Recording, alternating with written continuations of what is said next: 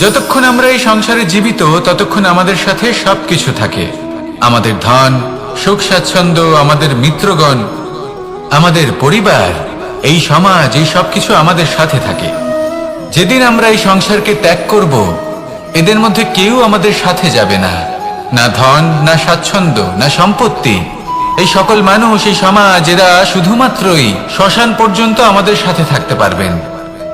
তারপরে যদি আমাদের সাথে কিছু যেতে পারে তাহলে তা শুধুই আমাদের ধর্ম। আর এই সংসারে আমরা নিজেদের যে সুনাম রেখে যাই সেটা সম্ভব শুধুমাত্র কর্মের দ্বারা। সেই জন্য সংসারে যতদিন পর্যন্ত জীবিত আছেন, যদি কিছু অর্জন করতে চান তাহলে ধর্ম অর্জন করুন, ধর্মের বিষয়ে স্পষ্টতা অর্জন করুন এবং কর্ম অর্জন করুন। এটাই হবে আপনার অতীত এবং এটাই হবে আপনার ভবিষ্যৎ, এবং এটাই সকলকে প্রেরণা প্রদান করবে। আসুন আমার সাথে ভালোবেসে বলুন, রাধা রাধা। সমুদ্র মন্থনের সময় দুই ধরনের রত্ন লাভ করা হয়েছিল। প্রথম হলাহল, যার প্রভাব থেকে এই সমস্ত সংসারের জীবের প্রাণ বাঁচানোর জন্য মহাদেব তাকে নিজের কণ্ঠে ধারণ করে নিয়েছিলেন। আর দ্বিতীয় অমৃত, যেটা কিঞ্চিত পরিমাণ মাত্রায় পাওয়া গেছিল। কখনো কখনো জীবনে এমন কোনো বস্তু যা আপনি প্রয়োজনের থেকেও অনেক বেশি মাত্রায় ভোগের জন্য লাভ করে থাকেন, তা আপনার জন্য বিষ প্রমাণিত হতে পারে। যেমন জল, প্রয়োজনের থেকে অনেক বেশি মাত্রায় যদি এই জল আসে তাহলে আপনার প্রাণ কাটতে পারে। কিন্তু পরিশ্রমের পরে এক পাত্র শীতল জল দ্বারা আপনি যদি স্নান করে নেন তাহলে তা আপনার শরীরের জন্য অমৃত হবে। পরিশ্রম করার পরে যদি আপনার শরীর এক পাত্র খাবার লাভ করে তাহলে তা আপনার শরীরের জন্য অমৃত। কিন্তু যদি কোনো পরিশ্রম না করেই আপনি দিনরাত শুধুই খাবার গ্রহণ করতে থাকেন তাহলে আপনার কাছে তা বিষ সমান। বিষ এবং অমৃত গ্রহণ করাটা আপনার উপরে নির্ভর করছে। কোনো বস্তু আপনার পক্ষে বিষও হতে পারে, আবার অমৃতও হতে পারে। নির্ভর করছে যে আপনি সেটা কিভাবে ব্যবহার করছেন, কতটা মাত্রায় ব্যবহার করছেন। আসুন আমার সাথে ভালোবেসে বলুন, রাধা রাধা। অনেক সময় আমাদের মনেই ভাবনা আসে যে আমাদের নিরীহ স্বভাবের সুযোগ নিয়ে এই সংসারের মানুষ শুধু আমাদের দুঃখই দেয়। কতবার এমন মনে হয় যে আমরা সবাইকে সাহায্য করার জন্য এগিয়ে যাই আর সকলে আমাদেরই দোষ দেয়। অনেক সময় এমন মনে হয় যে আমরা শুধুই সৎকর্ম করি, সকলের ভালো চাই, কিন্তু সকলে আমাদেরই বিষয়ে খারাপ কথা বলতে থাকে। দুঃখ হয়, কিন্তু আমাদের এটা ভেবে দেখা উচিত যে মানুষ আম গাছের গায়ে পাথর ছোড়ে, শাল গাছের গায়ে পাথর কেন ছোড়ে না? কারণ এই আম গাছে পাওয়া যায় মিষ্টি এবং সুস্বাদু ফল। অন্যদিকে শাল গাছ থেকে আমরা কি পাই? শুধুই কাঠ। তাই যদি আপনাকে কেউ কথা শোনায়, আপনাকে কোনো কিছুতে বাধ্য করার চেষ্টা করে, আপনার বিষয়ে অনুচিত কথা বলে, তাহলে নিশ্চয়ই আপনার মধ্যে এমন বিশেষ কিছু আছে যা তাদের মধ্যে নেই। নিজের মধ্যে আত্মবিশ্বাস বাড়িয়ে তুলুন, ধন্যাত্মক ভাব আনুন, সৎকর্ম করতে থাকুন। কোনো কটুতা এই মনে প্রবেশ করতে দেবেন না। এই মন সুপ্রসন্ন হয়ে বলবে, রাধা রাধা।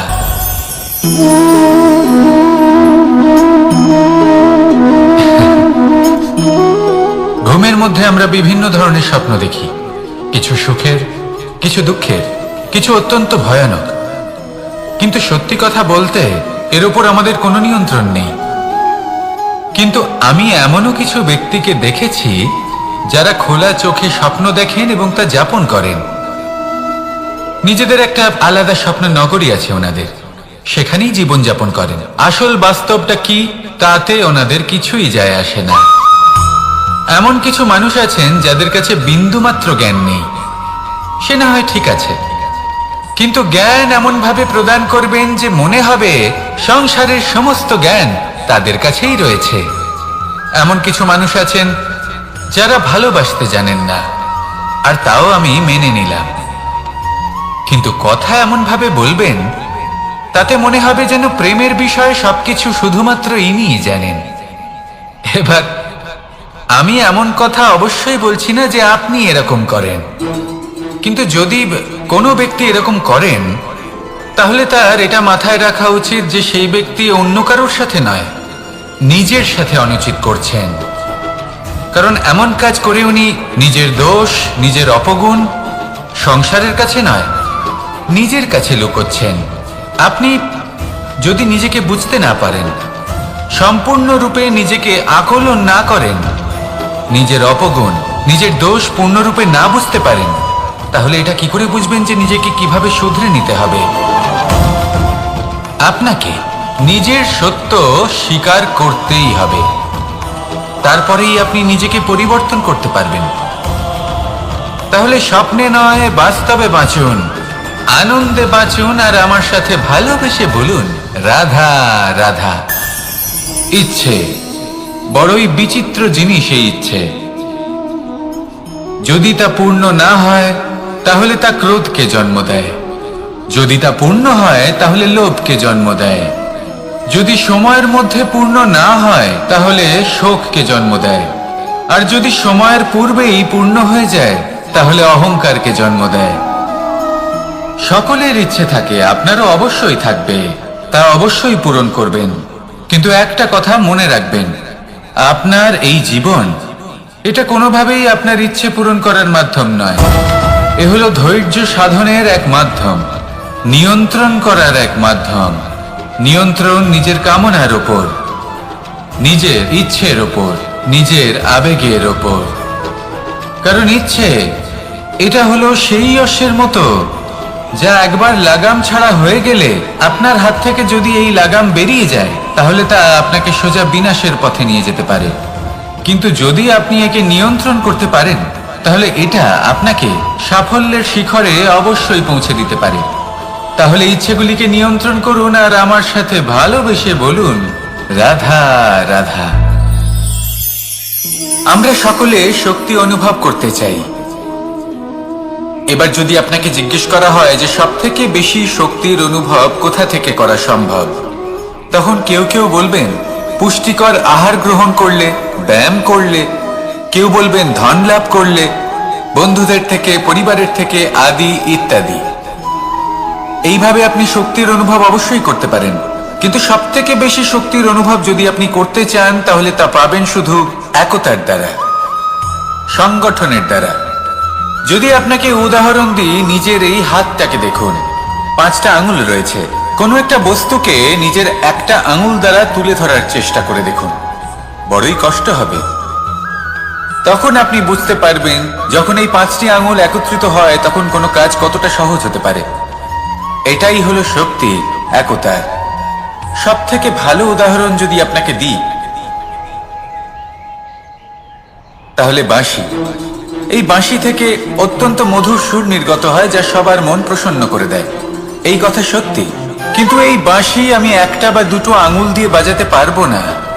আমাকে প্রত্যেকটা আঙুল ব্যবহার করতেই হবে, তবেই এর থেকে মধুর সুর নির্গত হবে যা সকলকে প্রসন্ন করবে, ঠিক কিনা? ঠিক এইভাবেই যদি আপনি চান যে আপনার জীবনরূপী বাঁশি থেকেও মধুর সুর নির্গত হোক বা সবার মনকে প্রসন্ন করে তুলুক, তাহলে আপনাকেও জীবনে একতা নিয়ে আসতেই হবে। আপনি একাও কর্ম করতে পারেন, পথ চলতেও পারেন, সামনেও এগোতে পারেন, সাফল্যও লাভ করতে পারেন। কিন্তু যখন সকলে একসাথে এগোবেন, সেই পথে চলবেন, সেই কর্মই করবেন, তখন লক্ষ্যে অবশ্যই পৌঁছবেন, সাফল্য অবশ্যই লাভ করবেন। কিন্তু সেই সাফল্য এবং তার আনন্দর সংমিশ্রণটাই একটু অন্যরকম হবে। তাই জীবনে ঐক্যবদ্ধ হন, একসাথে মিলে এগোতে থাকুন, আর আমার সাথে ভালোবেসে বলুন রাধা রাধা। আমাদের মধ্যে এমন অনেক মানুষ আছেন যারা বই পড়তে পছন্দ করেন, অনেক মানুষ আছেন যারা ভিন্ন ভিন্ন রকমের কাহিনী পড়েন। এবার পড়তে পড়তে মাঝে এমন একটা অধ্যায় অবশ্যই আসে যা আমাদের হৃদয় স্পর্শ করে যায়। আমরা হৃদয় যন্ত্রণা অনুভব করি, তাও আমরা সেই কাহিনী শেষ পর্যন্ত পড়ি এবং তখন আমরা বুঝতে পারি যে সেই যন্ত্রণাময় অধ্যায়টি কেন এসেছিল, তার থেকে আমরা কি শিক্ষা পেলাম, এবং আমরা অবশেষে লক্ষ্যেও পৌঁছলাম। কিন্তু যদি সেই যন্ত্রণাদায়ক অধ্যায়টিতে আপনি থেমে যান, আপনি যদি এটা ভাবেন যে আমি আর পড়তে পারবো না, তাহলে আপনি জানতেও পারবেন না যে পরবর্তীতে কি হতে চলেছে। এই মন দুঃখে ভরে উঠবে, মনে প্রশ্ন আসতেই থাকে যার উত্তর আমরা পাই না, নিজেদের লক্ষ্য বুঝতেই পারি না।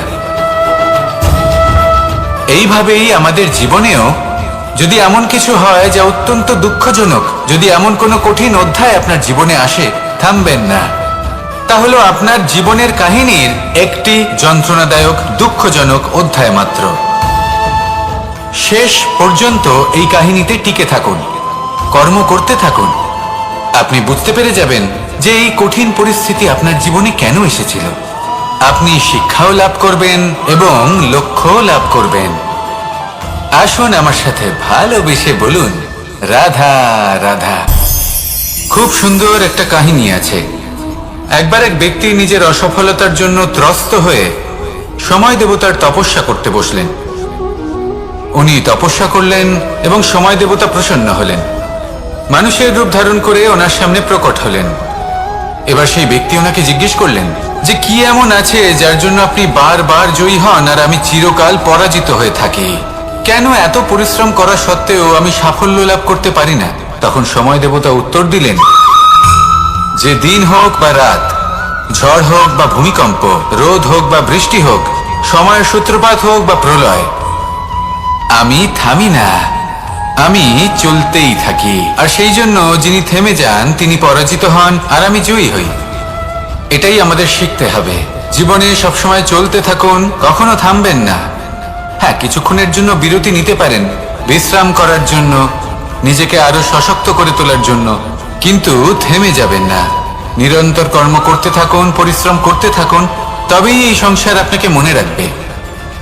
আসুন আমার সাথে ভালোবেসে বলুন, রাধা রাধা। বস্ত্র আমাদের সকলের প্রিয়, এটা আমাদের জীবনযাপনের জন্য প্রয়োজনীয়। আমরা সবসময় চেষ্টা করি সেই বস্ত্র পরতে যা পরলে আমাদের দেখতে ভালো লাগে। কিন্তু কখনো এই কথা ভেবে দেখেছেন যে কিছু বস্ত্র যদি স্বচ্ছ হয় তাহলে তা পুরনো হলেও দেখতে ভালো লাগে? ঠিক তেমনি যেমন কোনো খাবার যদি মশলাদার না হয়, অত্যন্ত সুস্বাদু নাও হয়, কিন্তু যদি তা গরম হয়, টাটকা হয়, তাহলে খেতে ভালোই লাগে। ঠিক সেইভাবেই যদি কোনো ব্যক্তি সুন্দর নাও হয় কিন্তু তার কথা খুবই মধুর হয়, তাহলে সেই ব্যক্তি সকলের প্রিয় হয়। কোনো ব্যক্তি যদি ধনবান নাও হন কিন্তু তিনি যদি গুণী হন, তাহলে এই সংসারে সম্মান লাভ করেন। সেই জন্য কখনো এই বিষয়ে দুঃখ পাবেন না যে আপনার কাছে ভৌতিক স্বাচ্ছন্দ্য নেই। আপনার কাছে সব থেকে বড় বস্তু, সব থেকে মূল্যবান বস্তু যেটা আছে সেটা হলো আপনার আত্মা, আপনার মন, আপনার বিচারধারা, আপনার গুণ, আপনার কথা। এগুলো সবসময় শুভ রাখুন এবং সবসময় নিজের সাথে রাখুন। এই জীবন সফল হবে এবং প্রেমময় হয়ে বলে উঠবে, রাধা রাধা। মানুষের জীবন বড়ই বিচিত্র হয়। যেই মুহূর্তে জন্ম নেয় একটা প্রতিস্পর্ধায় প্রবেশ করতে থাকে। মানুষ জন্ম নেয় আর প্রতিস্পর্ধা শুরু হয়ে যায় ভাই এবং বোনের মধ্যে সর্বশ্রেষ্ঠ হবার, সবার থেকে এগিয়ে থাকার। তারপরে সে যায় গুরুকুলে, নিজের বন্ধুদের মধ্যে সর্বশ্রেষ্ঠ হওয়ার প্রতিস্পর্ধা শুরু হয়। এবার সেখান থেকে বাইরে বেরিয়ে সংসার জীবনে প্রবেশ করে ধন উপার্জনের প্রতিস্পর্ধা শুরু হয়। তা সে যুদ্ধই হোক বা কলা হোক, এই প্রতিস্পর্ধা কখনোই আমাদের পিছু ছাড়ে না। তাই যদি প্রতিস্পর্ধা করতেই হয় তাহলে আমরা মানুষকে সাহায্য করার প্রতিস্পর্ধা কেন করব না? এমন এক প্রতিস্পর্ধা যাতে যে কেউ জিতুক বা যে কেউ হারুক না কেন, লাভ সকলের হবে। সকলের মধ্যে প্রেম বিতরণ করতে থাকুন, এইভাবেই আনন্দ বিতরণ করতে থাকুন।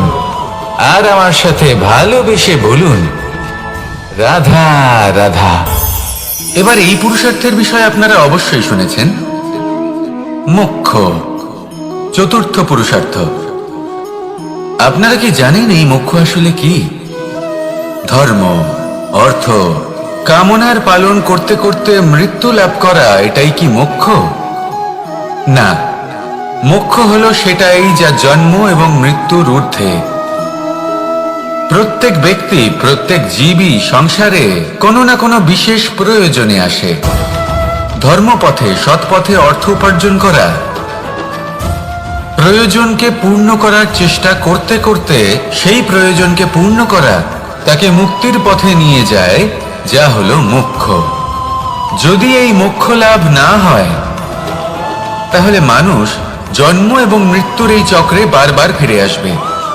তাই নিঃস্বার্থভাবে সদ্ভাব নিয়ে কর্ম করুন, সকলকে ভালোবাসুন, আর আমার সাথে বলুন রাধা রাধা।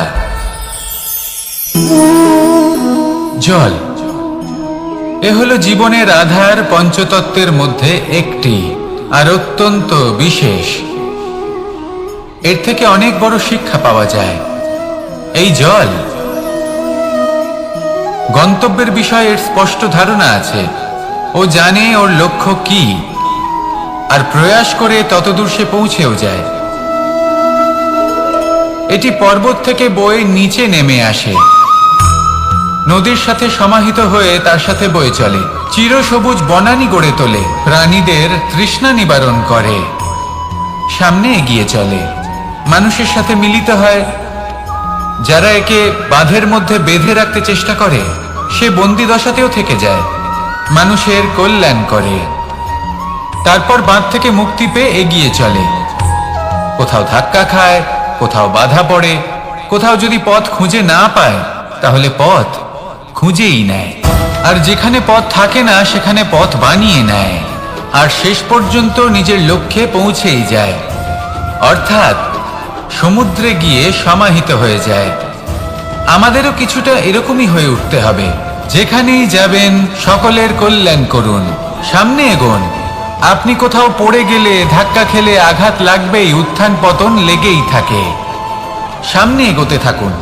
কোথাও পথ না পেলে তা খুঁজে নিন, কোথাও পথ না থাকলে তা বানিয়ে নিন।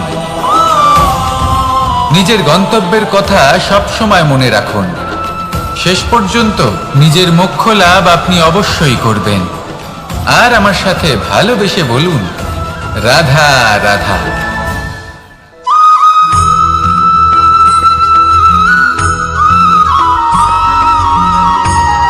ছোট হোক বা বড়, রাজা হোক বা দরিদ্র, সমস্ত মানুষের মধ্যে একটা সামঞ্জস্য থাকে। সমস্ত মানুষের কাছে তার প্রশংসা অত্যন্ত গুরুত্বপূর্ণ।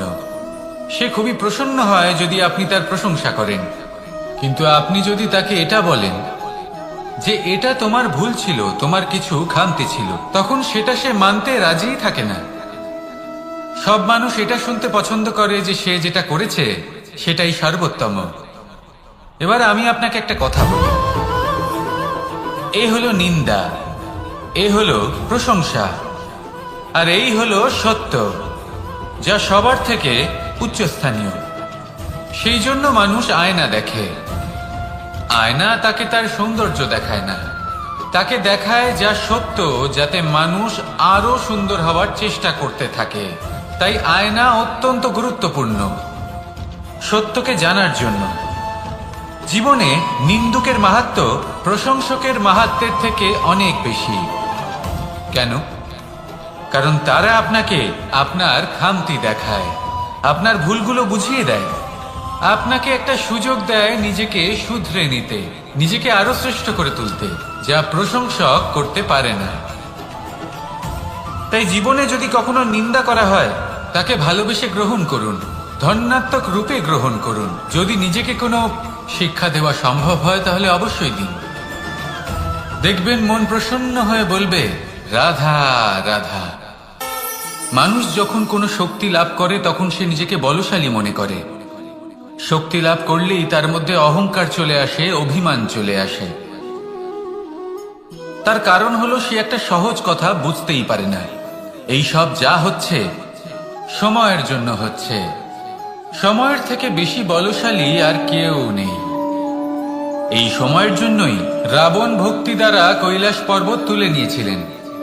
আবার সেই সময়ের জন্যই, সেই কারণেই রাবণকে বধ হতে হলো।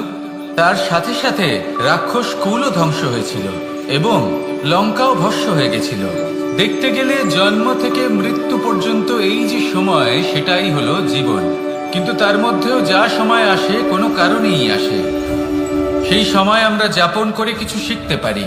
তাই আজ যে সময় আপনার হাতের কাছে আছে তাকে মুষ্টিবদ্ধ করে রাখুন, তাকে সামলে রাখুন, তাকে সংযত করে রাখুন, অনুভব করুন, তার থেকে কিছু শিখুন, তাকে কোনোভাবেই ব্যর্থ হতে দেবেন না।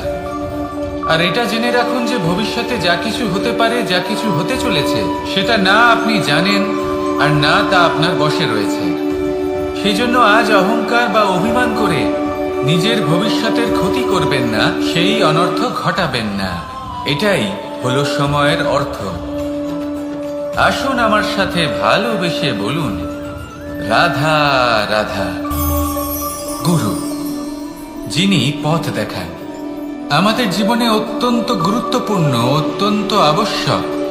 কিন্তু কিছু মানুষ মনে করেন যে গুরুর কোনো প্রয়োজন নেই, কারণ এই সমগ্র জ্ঞান মানুষের অন্তরেই নিহিত রয়েছে। এবার প্রশ্ন এটাই, যদি সমস্ত জ্ঞান মানুষের অন্তরে নিহিত থাকে তাহলে গুরুর কি প্রয়োজন? আর যারা আজ পর্যন্ত গুরুকে মেনে এসেছেন তারা কি অনুচিত করেছেন? এর উত্তর আমি আপনাকে দেব একটা উদাহরণ দ্বারা। একটা কাঠ যা জ্বলনশীল, জ্বলনের ঊর্জা তার অন্তরে নিহিত রয়েছে, কিন্তু তার জ্বলনের জন্য বাইরে থেকে একটা অনুঘটকের প্রয়োজন হয়। এই অনুঘটকই হলেন আপনার গুরু। উত্তাপ যা একটা কাঠকে জ্বালাতে পারে, সেই উত্তাপ হলো গুরুর প্রচেষ্টা। যদি সেই গুরুই না থাকে, তার প্রচেষ্টাই না থাকে, তাহলে সেই সমস্ত জ্ঞান যা মানুষের অন্তরে নিহিত তা ব্যর্থ হয়ে যাবে। যদি আপনার সাথে আপনার গুরু থাকেন, আপনার পথ প্রদর্শন করেন, আপনার অন্তরের জ্ঞানকে বাইরে নিয়ে আসতে পারেন, তাহলে তাকে সম্মান করুন। আর আমার সাথে ভালোবেসে বলুন, রাধা রাধা। বিপদ আপদ আপনাকে সন্ত্রস্ত করে রাখতে পারে, কিন্তু এই বিপদ প্রত্যেকের জীবনে কোনো না কোনো কারণে থাকে। এটা আপনাকে দেখায় যে আপনার মধ্যে কি খামতি রয়েছে, কেন রয়েছে। এই বিপদ হলো সেই মাধ্যম যার দ্বারা আপনি নিজের দুর্বলতাকে নিজের শক্তিতে পরিবর্তন করতে পারেন। একটা ফুলের দিকে তাকান। একটা ফুল, তার বুকে যখন একটা সূচ বিধে এপার ওপার হয়ে যায়, শুধু তখনই আমাদের প্রভুর জন্য ফুলের মালা তৈরি করা যায়। সেই জন্য কখনোই বিপদকে ভয় পাবেন না, তার থেকে দূরে পালাবেন না, একে স্বাগত জানান। বোঝার চেষ্টা করুন এই বিপদ কেন আছে। যদি বিপদকে বুঝতে পারেন তবেই জীবনকে বুঝতে পারবেন। যদি জীবনকে বুঝতে পারেন তবে এই বিপদকে সম্পদে পরিণত করতে পারবেন। আসুন আর আমার সাথে ভালোবেসে বলুন, রাধা রাধা। পরিকল্পনা অত্যন্ত গুরুত্বপূর্ণ, এটা আমাদের জীবনে অত্যন্ত আবশ্যক, এটা আমাদের জীবনে। কিন্তু এই পরিকল্পনা ঠিক কতটা হওয়া উচিত, অর্থাৎ এই পরিকল্পনার সম্পর্কে কতটা চিন্তা করা উচিত, কতটা ভবিষ্যতের বিষয়ে চিন্তা করা উচিত। এবার দূরদর্শিতা অত্যন্ত বিশিষ্ট গুণ মানব জীবনে, কিন্তু দূরদর্শিতায় এতটাও মগ্ন হওয়া উচিত নয় যে কাছের জিনিসগুলোই নজরে না পড়ে। আজকের কথা বাদ দিয়ে শুধুই ভবিষ্যৎ নিয়ে চিন্তা করা অনুচিত। এবার দেখুন, পরিকল্পনা করুন, কিন্তু তার থেকে বেশি উপভোগ করুন। এই মুহূর্ত সম্পর্কে অবগত নয়, কিন্তু ভবিষ্যতের কথা আমরা চিন্তা করতে থাকি। আমি এটা অনুভব করতে চাই, ওইটা অনুভব করতে চাই, ওই আনন্দ প্রাপ্ত করতে চাই। এটা অনুচিত। পরিকল্পনা করুন, সংযত করুন, কিন্তু আজকে, বর্তমানকে, এই মুহূর্তকে। জীবনের বাস্তবিক আনন্দ এটা, আর জীবনযাপনের সব থেকে শ্রেষ্ঠ পথও এটা। আসুন আমার সাথে ভালোবেসে বলুন, রাধা রাধা। কখনো কখনো মনে এই ভাবনা আসতেই পারে যে ঈশ্বর আজ পর্যন্ত এত রূপে অবতীর্ণ হয়েছেন, এতবার এই পৃথিবীতে এসেছেন, তারপরেও এই সংসারে কোথাও না কোথাও এই পাপ বসবাস করে। এটার কারণ কি? এটার কারণ আমরা স্বয়ংই। যখন কোনো ব্যক্তি এই পৃথিবীর পথপ্রদর্শন করে, এই সংসারকে উচিত দিশা দেখায়, এই সংসারের মঙ্গল করে, আমরা সেই ব্যক্তিকে মানুষ থেকে ঈশ্বর বানিয়ে ফেলি। সেই ব্যক্তির পতন স্বয়ং আমাদের হাতেই হয়ে যায়, কারণ সেই ব্যক্তি তার শ্বাস প্রশ্বাসের জন্য হয় না। সেই ব্যক্তি হলো সেই ভাবনা যা সে এই সংসারকে প্রদান করেছে। আমরা সেই ব্যক্তির ভাবনাটারই অন্ত করে দিই। এটা উচিত নয়। আমরা ওনাকে প্রভু মেনে নিই। প্রভু মানার পর আমরা ওনার কাছে প্রার্থনা করি, হে প্রভু আমাদের সাহায্য করুন। যদি উনি প্রভুও হন, তাও উনি পৃথিবীতে এসেছেন মনুষ্য রূপে। যা কর্ম করেছেন, যা শক্তি প্রাপ্ত করেছেন, এই দেহ থেকেই প্রাপ্ত করেছেন। আপনাদের এটা বোঝানোর জন্য যে এই কাজ আপনিও করতে পারেন। যারা সৎ আত্মা থাকেন তাদের জন্য সর্বশ্রেষ্ঠ শ্রদ্ধাঞ্জলি হলো এটাই যে আপনি তাদের পদচিহ্ন অনুসরণ করে চলুন। না ওনাদের স্মরণে থাকুন, না পুষ্পের মালা ওনাদের চরণে রাখুন, বরং তাদের ভাবনাকে অনুসরণ করে সেই ভাবনা নিয়ে এগিয়ে চলুন। এটা না শুধু আপনার জন্য, বরং সমগ্র সংসারের জন্য লাভদায়ক। তাহলে এটাই করুন আর আমার সাথে ভালোবেসে বলুন, রাধা রাধা। যখন কঠোর রোদে আমাদের শরীর উত্তপ্ত হয়ে যায়, আমরা গরম অনুভব করি, তখনই যদি বর্ষা হয় আর বৃষ্টির জলের ফোঁটা আমাদের শরীরে এসে পড়ে, তখন কেমন অনুভূতি হয়? বর্ষার এই জলের ফোঁটা যখন ধরিত্রীতে পড়ে, তখন যে নাদ উৎপন্ন হয়, মনে হয় যেন এক সঙ্গীত। এমন এক সঙ্গীত যা স্থিরতার সাথে আমাদের বুঝিয়ে দেয় যে এই সূর্যের উত্তাপ, এই রোদ, তা চিরকালের জন্য থাকবে না। সূর্যের কিরণের যতই তেজ থাকুক, যখন বর্ষা আসবে এই রোদের কিরণকে শীতল করবে। সূর্যের তেজ যতই বেশি হোক না কেন, কখনো না কখনো কালো মেঘ আসবে আর সূর্যকে ঢেকে দেবে। অর্থাৎ এই প্রকৃতি আমাদের শিক্ষা দেয় যে কারোর প্রকাশ, যে কারোর মেধা চিরকাল টিকে থাকে না। এবার যদি কথা বলি অন্ধকারের বিষয়ে, তবে রাত্রির কালো অন্ধকারকে একটা জোনাকির আলো পরাজিত করে। অর্থাৎ অন্ধকারও চিরকালের জন্য বজায় থাকে না। এটা কি আমরা বুঝলাম? তবে আপনাদের দুটো সহজ প্রশ্ন করব।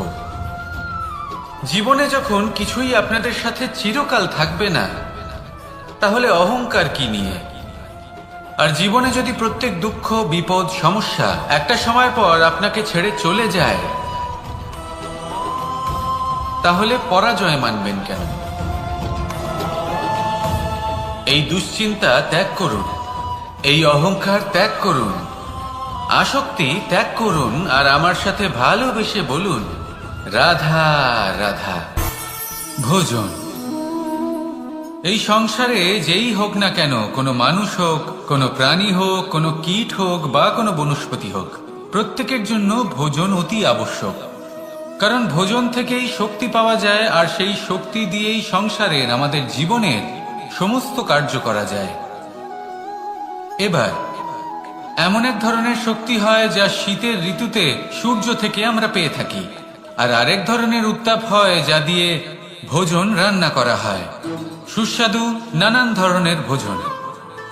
এবার অত্যন্ত গুরুত্বপূর্ণ হলো যে ব্যক্তি সেই ভোজন বানাচ্ছেন তার মানসিক পরিস্থিতি এবং সেই ব্যক্তি যিনি ভোজন গ্রহণ করছেন তার মানসিক অবস্থা। যখনই আপনি ভোজন বানাচ্ছেন তখন ভালোবাসার সাথে কাজটা করুন, ধন্যাত্মক ভাব নিয়ে, সৎ ভাবনার সাথে। কারণ আপনার এই মানসিক স্থিতি শক্তির আকারে সেই খাদ্যের সাথে মিলেমিশে যায়। আর যখনই আপনি ভোজন গ্রহণ করছেন তখন সদ্ভাবনার সাথে, প্রসন্নতার সাথে গ্রহণ করুন, ধন্যাত্মক ভাব নিয়ে।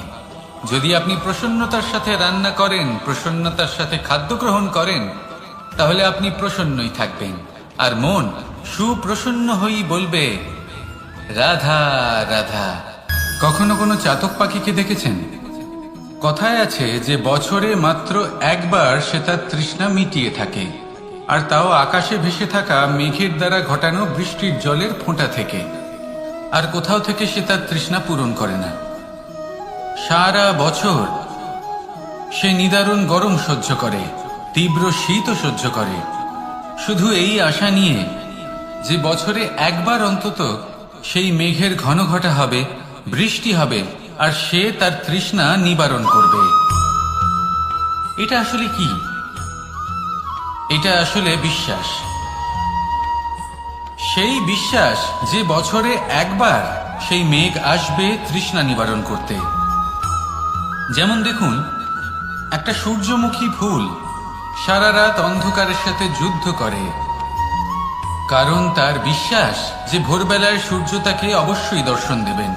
সেটাও বিশ্বাস ছিল যার উপর ভরসা করে মনু একটা নৌকা নিয়ে বেরিয়ে পড়েছিলেন এবং সমস্ত সৃষ্টিকে প্রলয়ের হাত থেকে বাঁচিয়েছিলেন। সেটাও ছিল ভালোবাসার প্রতি বিশ্বাস, যার উপর ভরসা করে বানর এবং ভাল্লুক সেনা নিয়ে শ্রীরাম আক্রমণ করেছিলেন সমস্ত বরদানপ্রাপ্ত অসুরগণ এবং রাক্ষসগণের লঙ্কায় এবং জয় লাভ করেছিলেন। এই বিশ্বাসই হলো এই বিশ্বের আশা। বিশ্বাস রাখুন যে আপনি হলেন সর্বশ্রেষ্ঠ এবং শুধুই নিজের কর্ম করতে থাকুন।